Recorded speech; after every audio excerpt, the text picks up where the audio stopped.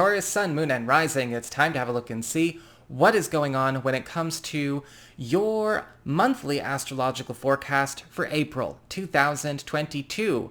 And just a quick reminder, if you ever want to get a session with me, you just need to go on ahead to my website. It's integrativemysticism.com.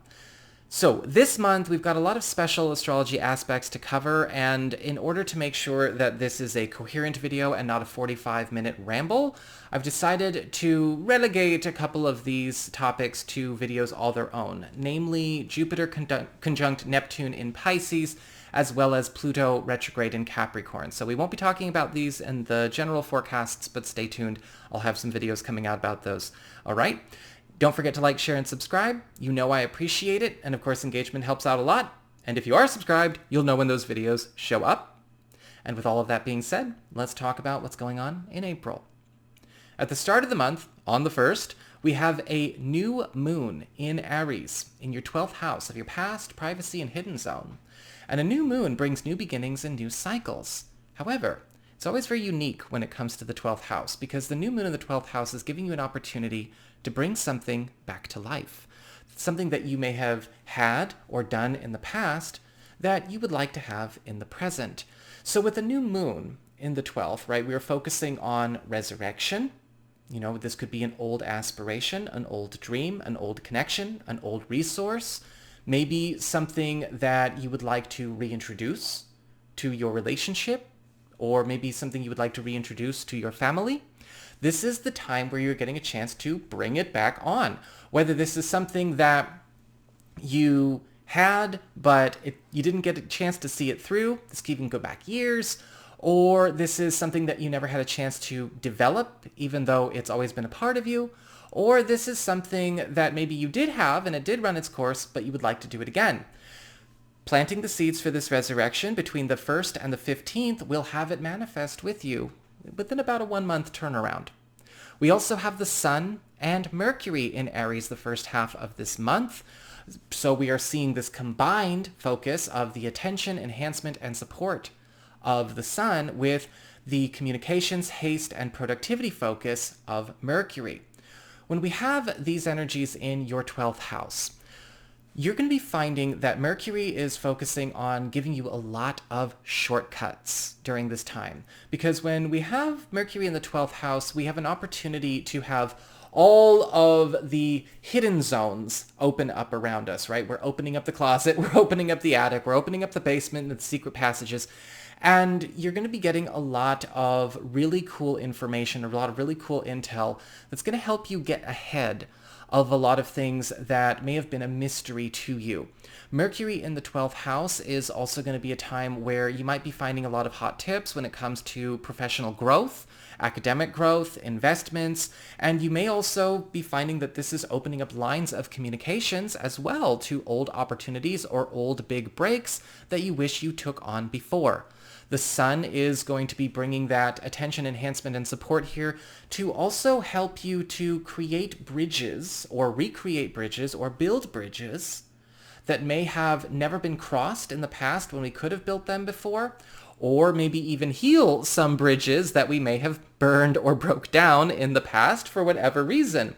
The Sun is also going to be giving you an opportunity to inherit resources that may have been left for you by those that came before. Now, whether this is something more personal, or this could be you inheriting or acquiring a territory when it comes to your spiritual path or practice, some kind of legacy that is better served by you, or something that will serve you very well coming your way.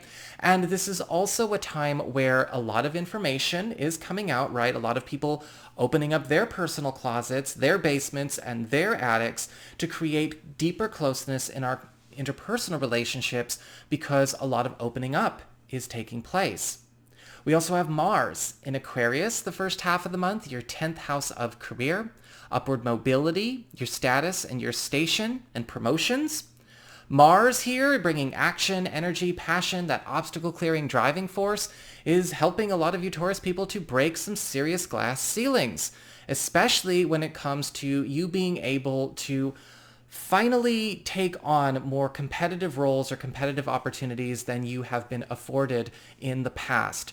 Now, this could be a time where things could get a bit touchy at the workspace because Mars does make everyone a lot more competitive and maybe a bit more aggressive when they should just be assertive.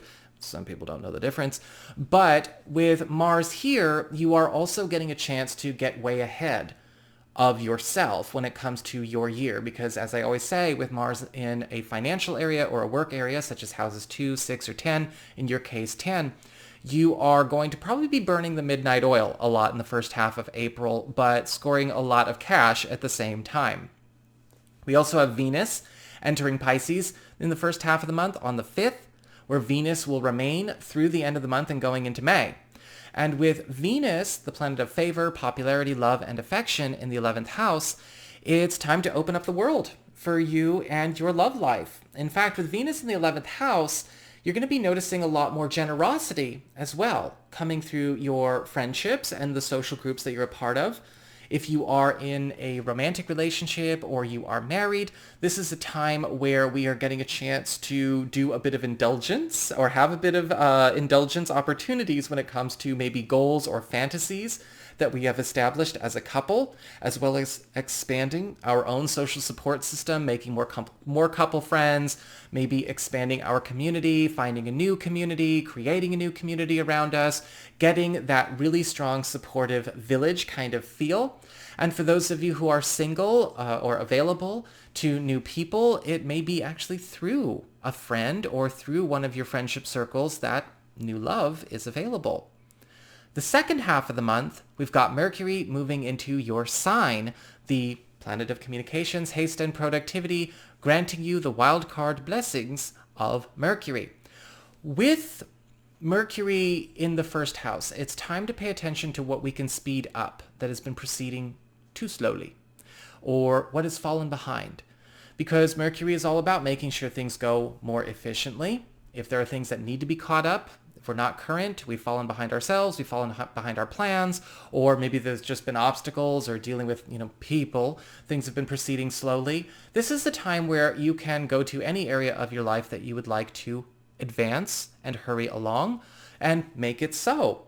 We also have Mars here providing some help with this. Well, not Mars in Taurus, but Mars will be helping. Mars will be entering Pisces and remaining in Pisces week 2 of the month and into May. So Pisces is your 11th house of friendships and social networking.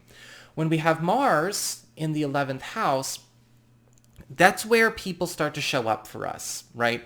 Our friends, our support system really get a lot more involved in our goings-on, our goals, or any kind of situation where we would be best helped by more hands on deck. So this could also be a big asset when it comes to speeding up progress or speeding up growth where we would like to with that Mercury in your sign. Mars in the 11th house is all about getting the hookup from our friends, the hookup from our brotherhoods, our sisterhoods, our fellowships, our companionships. And you're going to be noticing that not only are more people showing up for you, but a lot of walls that may be prohibiting closeness or availability in a lot of your friendships are getting broken down by Mars. Now, there can, however, be some tough spots that go on with this, though, because Mars in the 11th house shows us where our friends are, right? The cream rises here. We see the best of the best, but we're also seeing where some of our friends are not. And because Mars has a no tolerance for affectation, superficiality, lip service, or fair weather friendships, there could also be some situations where, those who have not really had your back, or those who are fake, or those who are plastic get excommunicated the village style from your life. We have a full moon as well on the 16th in Libra. Your 6th house. Your 6th house. Sorry, I was looking at my calendar and I was going to say 16th, which is not right at all. We've got the full moon in Libra in your 6th house of work, reputation, your schedule, as well as lifestyle. On the 16th, opening up a 2-week window period for a culmination and a transition that will turn around within about a month in an area that allows you to make a big break from a lot of normals and a lot of routines that you have sustained professionally and personally. With a full moon in the 6th house, this is where you are getting a chance to change your image. Not only how you are seen, but who sees you. This can be great for a lot of you who are thinking about making a major shift when it comes to your physical health, your physical appearance.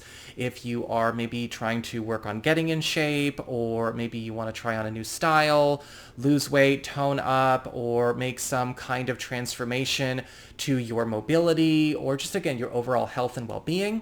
This is also a time where a lot of you are going to get a chance to make a big break when it comes to who you're working with. Because with a full moon in the 6th, we see a transition in terms of our client and customer base, as well as our teams, in order to be able to work with those that are giving us the most value. A lot of you may take this as an opportunity to entertain a new job or move to a different corner of your industry or your field. And a lot of you may also find that a full moon in your 6th house is going to grant you the opportunity to break away from services or maybe professional or social attachments you no longer wish to entertain.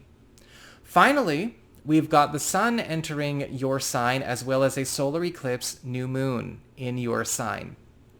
And so making for a very powerful shift for all of the Taurus people, because this is all about a wildcard blessing. This is your once a year birthday new moon where you can manifest anything you want, turning out to be a solar eclipse, and the sun bringing attention, enhancement, and support here to allow you to swap out or transition a lot of your environment, a lot of what you've been working with, into something that is much more conducive and suitable and generous with you. Because these are happening in your sign, it's important to understand, Taurus, that throughout the end of this month, as well as going into May, you are going to get a chance to trade out and trade up a lot of resources and a lot of connections that you have been trying to work with for superior models. And this can happen where our environment kind of gets turned upside down for a minute and then gets swapped out for something that feels like a palace. We get into a situation where we maybe have a bit of a 15 minutes of fame moment with that sun there as well. This new beginning and this new cycle that can get started here with the new moon in Taurus is a wildcard blessing for you. What is it you would like to start with a big payoff within a 3-month turnaround this month or going into May, right? Between the 30th of April and the 30th of July, any seeds that you get planted are sure to grow. In fact, with the new moon in our sign, it's important to see, what is it I would like to create as a new cycle or a new chapter in my life? Do I want to get a new job? Do I want to move house? Do I want to start a new relationship? Do I want to maybe change my academic direction? Am I looking to open up a new spiritual path? Am I looking to travel? The sky is the limit with the new moon. But when we have a solar eclipse here on the, again, on the 30th of the month, and of course in the months following, that energy is staying with us, we're getting a chance to make a near permanent shift. It's like a big chapter of your life is getting ripped out of your book, and you're getting a chance to write whatever you would like instead. So pay attention to what you want to transform and transmute. We've of course got all of these opportunities to do these turnarounds very smoothly. You've got all of the help there, whether it's the money, whether it's the social connections, the interpersonal support. This is your time to really see what is it that you would like to overwrite your past with. So that is what I've got for you all. I hope you enjoyed it. If you did, don't forget to like, share, and subscribe. I appreciate it. And should you ever want to get a session with me, go on ahead to my website. It's integrativemysticism.com.